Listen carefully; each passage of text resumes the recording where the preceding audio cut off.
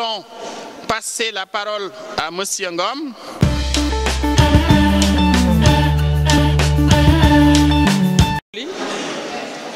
S'il vous plaît.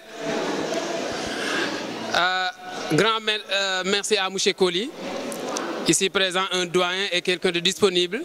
Donc, merci à vous. Et saluer d'abord la directrice du centre culturel, Mme Faye, ici présente. J'avoue quand même que depuis qu'elle est là, on a vu vraiment son ouverture, son amour du travail, parce que chaque fois, il nous interpelle, chaque fois, à l'occasion de nous exprimer, de faire des activités concernant le centre culturel, mais aussi nos élèves. Donc, madame, merci beaucoup. Et je voudrais aussi remercier M. Gueye.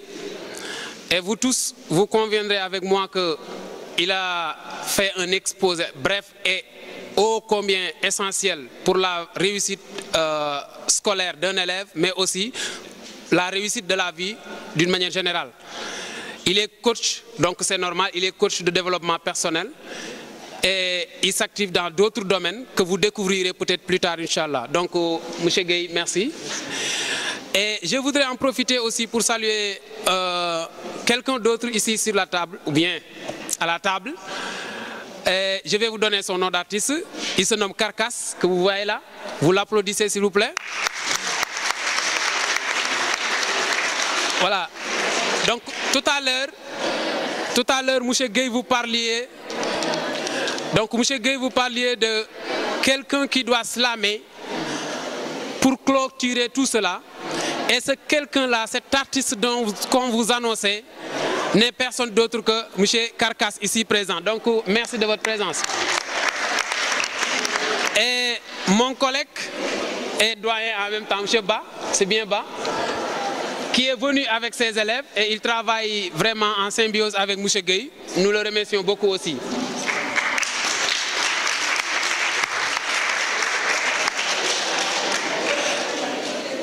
Chers élèves, chers collègues, parce que je vois dans la salle des collègues, on en parlait tout à l'heure de M. Ndiaye et de M. Djanka, mais je viens de voir M. Diop de l'autre côté, mon doyen, que je vous demanderai aussi d'applaudir, s'il vous plaît. Voilà. Chers élèves, si nous sommes ici aujourd'hui, c'est pour la célébration de la Journée mondiale de la poésie. Nous sommes des professeurs de littérature et dans nos classes, nous ne manquons pas d'enseigner la poésie, mais le plus souvent, se limitant juste à ce que le programme national nous édicte d'enseigner. Et pourtant, il y a tellement de choses à savoir par rapport à la poésie, particulièrement cette journée que nous sommes en train de célébrer. Dites-vous que cette journée n'est pas le 20 mars, c'est plutôt le 21 mars de chaque année qu'on le célèbre. Mais puisque le 21 de cette année coïncide avec un dimanche, nous voulons le faire aujourd'hui, une manière de laisser les gens se reposer le dimanche. Donc on a en quelque sorte anticipé sur la journée de demain. Et voilà, effectivement, comme madame vient de me souffler ça, cette journée qu'on a anticipée, elle est placée au samedi. Ce samedi aussi marque la journée de la francophonie. Et cette même journée célèbre aussi les 100 ans de Amadou Makhtar Mbow, un doyen sénégalais que tout un chacun doit des remerciements et de la reconnaissance. Donc, vous avez besoin de prendre note, surtout nos élèves de lycée, seconde, première, terminale, parce que je suis sûr d'une chose. Si on vous interrogeait en classe et on vous demande la journée mondiale de la poésie, c'est quel jour de l'année et quand est-ce que ça a été proclamé, il y a beaucoup d'entre vous qui auront des problèmes. Alors c'est l'occasion de le savoir, pour une bonne fois pour toutes. Cette journée a été proclamée pour la première fois en France, à Paris, et c'était en 1999. Et c'est l'UNESCO qui a proclamé cette journée comme journée mondiale de la poésie tous les 21 mars de chaque année. Donc nous, en ce qui nous concerne, nous voulons célébrer cette journée, mais en calquant cette journée à l'actualité de notre pays. C'est la raison pour laquelle nous avions choisi le thème « Poésie et paix sociale ». Quand je dis poésie et paix sociale, nous voulons évidemment essayer de dire de manière brève, quel est le rôle du poète et de sa poésie en cette quête de paix sociale. Parce qu'on en a besoin actuellement au Sénégal. Nous avons tous vu ce qui s'est passé récemment à travers le pays, dans toutes les 14 régions du Sénégal. Et les poètes avaient prédit ça, et les poètes ont en quelque sorte prédit aussi des solutions à cela. Alors, cette journée mondiale pour l'UNESCO, je cite l'UNESCO, est l'occasion d'honorer les auteurs de poésie et de promouvoir et pratiquer la lecture, l'écriture et l'enseignement de la poésie en lui donnant notamment plus de visibilité dans les médias. La poésie continue de rassembler les populations à travers les continents et à travers les générations. Et j'en profite pour remercier donc nos journalistes ici présents parce que l'UNESCO même a prévu cette journée pour eux. Donc, merci beaucoup nos chers journalistes et la télé aussi.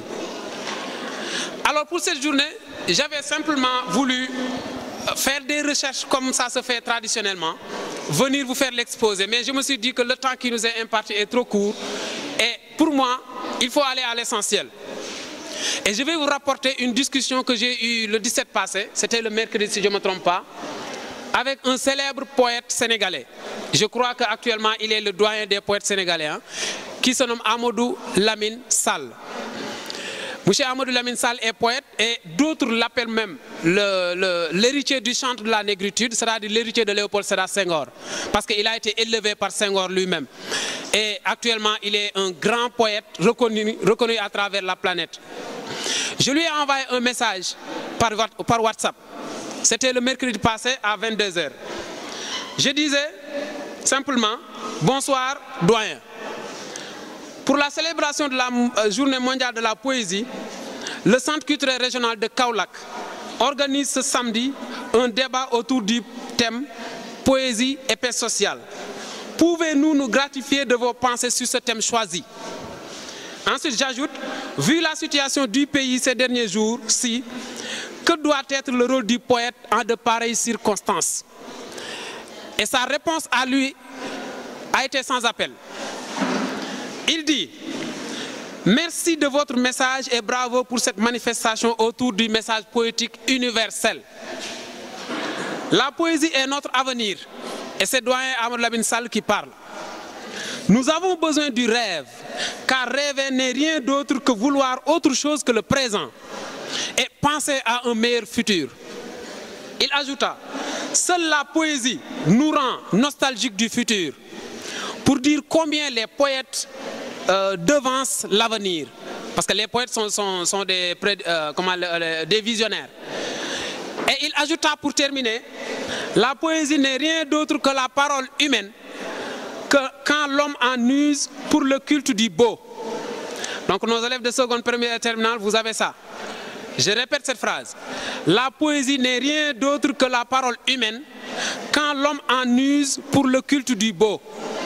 Et le beau ne peut naître que de l'amour, et c'est l'amour qui a inventé l'homme. Pour dire encore et encore que les poètes sont messagers de la paix et pèlerins de l'amour et de la solidarité humaine. Fin de citation.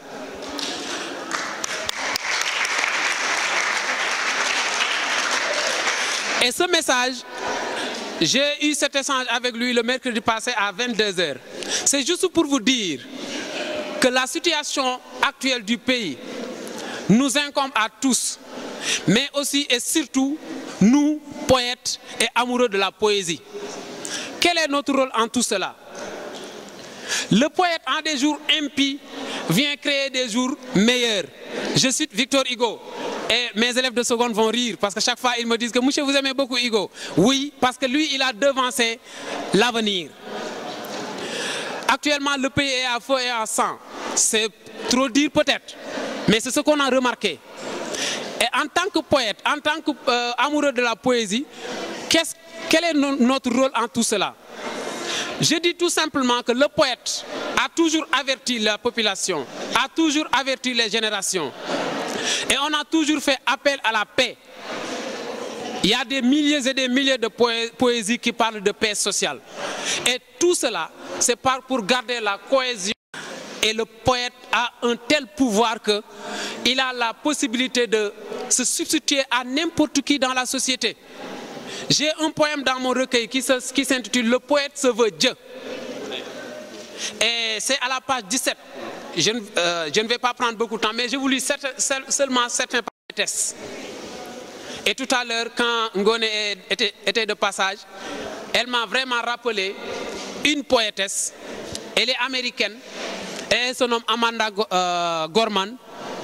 Vous savez, les États-Unis, j'aime beaucoup ce pays-là. Non pas parce que je suis prof d'anglais, non. C'est parce que je sais que les Américains sont fiers. Ils croient en nous et ils savent donner de la valeur aux poètes et de la poésie. Parce qu'à chaque fois qu'il y a un nouveau président aux États-Unis, le jour de son investiture, il y a un poète ou bien une poétesse invitée sur scène et qui doit parler au peuple américain.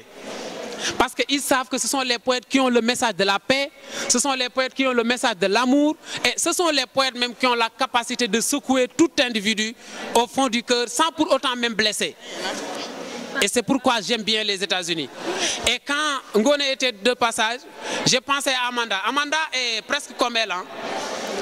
Une fille frêle, une fille voilà, noire comme elle.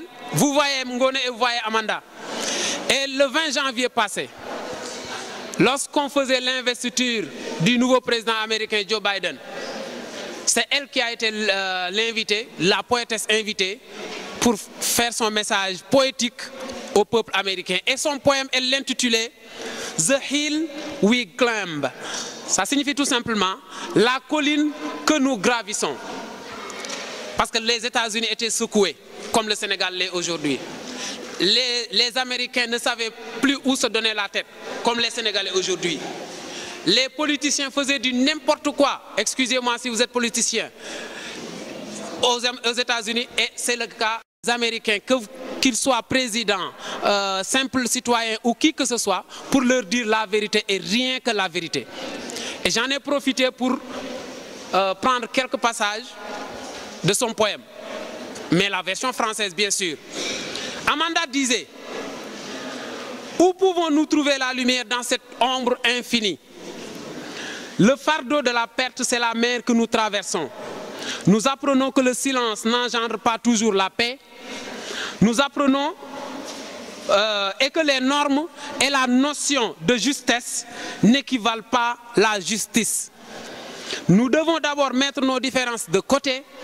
Nous devons déposer nos armes afin de pouvoir tendre nos bras les uns les autres. Nous ne cherchons le mal à personne, mais l'harmonie pour tous. Laissons le globe dire que c'est vrai, que même en pleurant, nous avons grandi. Que même si nous souffrons, nous l'espérons.